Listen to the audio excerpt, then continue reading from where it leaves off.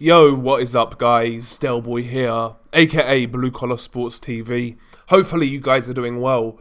If you're new here, smash that like, hit subscribe, all of that good stuff. Don't know why I'm doing a post-fight review for this fight. Don't know why I did a prediction for it or preview. But Kubrat Pulev defeats Manuel Charr to become the new WBA regular heavyweight champion of the world at the advanced age of 43 years old. This fight basically kind of panned out how I expected. Although Pulev was the older man here, Manuel Charr was 40.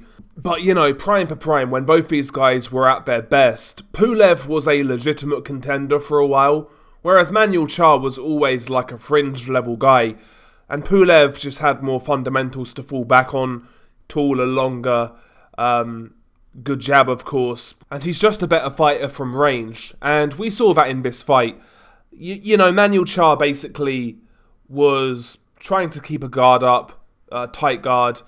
He was plodding forwards, looking for the uppercut at times, trying to work the body whenever he got close to Pulev. Pulev, though, you know, was clenching and holding, trying to mitigate the inside game of Manuel Charr. And ultimately, when this fight was on the outside, Kubrat Pulev just spammed the jab, jab, right hand, rinse and repeat.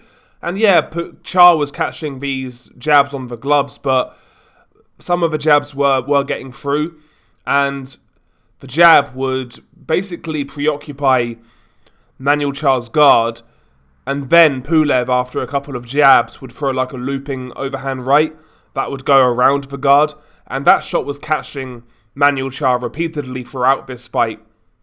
Probably Pulev's most effective power shots. But he would also straighten that right hand up, and several times that straight right was penetrating the guard of Manuel Charr and kind of halting him in his tracks, you know, busting up the face of Charr. All the quality work in this fight basically came from Pulev off that jab and then the right hand, whether it be a straight right or a looping right. Manuel Charr had a couple of little moments here and there, had a couple of flurries here and there. Rounds 3 and 4 he did okay. Landed a couple of left hooks on Pulev's chin. No real effect, but landed some good body work. But ultimately, man, he was way too pedestrian. He was way too slow. Hands too slow, feet too slow. Couldn't really stay close to Pulev. And when he did, like I said, Pulev was holding and clinching. Yeah, Manuel Charr, if you had to guess who the older man was here, you'd say Manuel Charr. Both guys looked washed, but if you were to say who was more washed, it would be Manuel Charr. Having said that, like, he was never any good to begin with, so, I mean, to be honest, I think a 43-year-old Pulev would probably beat the best version of Manuel Charr that we've ever seen, whatever that version is. I guess the version who fought Vitaly Klitschko and, like, Povetkin, he'd beat that Charr, in my opinion. But yeah, I mean, the fight was what it was. Charr did come to fight, but he just didn't have it. And yeah, Pulev was just a bit too long, a bit too rangy. Jab was too good. We know how Pulev fights, and he basically did that in this fight, just with a lot less speed, a lot less pop on his punches. You know, he just looked like an old Pulev.